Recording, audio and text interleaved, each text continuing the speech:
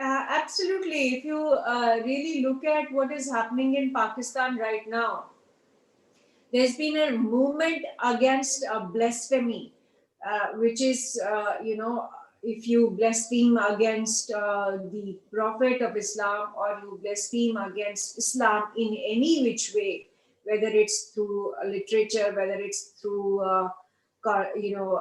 cinema, or through art,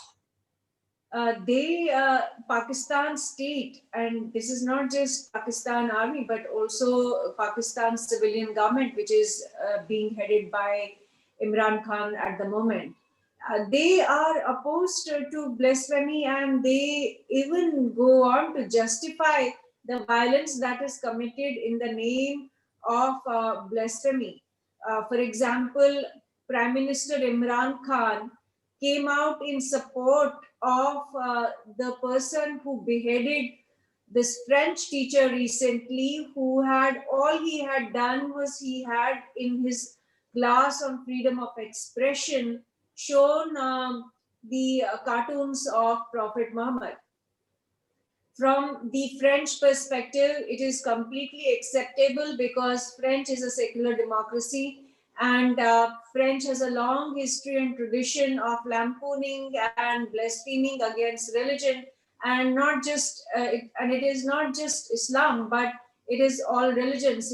Charlie Hebdo, for example, mocked every religion, including Christianity. In fact, Christianity was the first target always, and has been traditionally in France.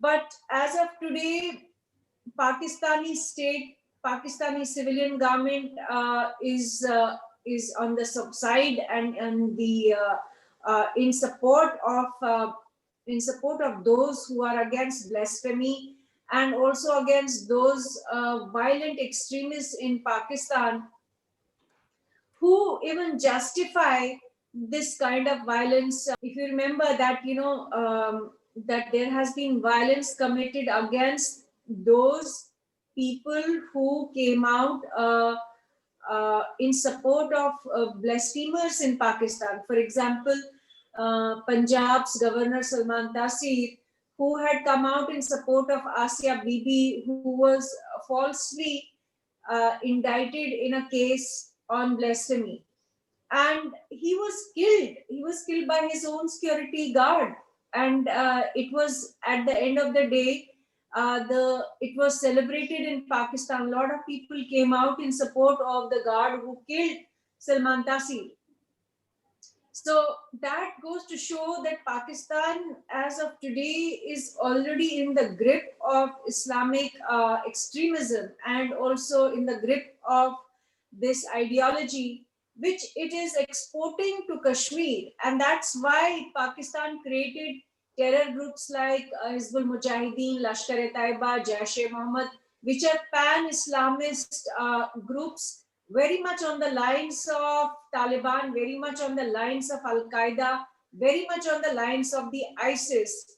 There is hardly any difference between these groups, and they are the ones who are fighting supposedly against India in Kashmir to liberate Kashmir.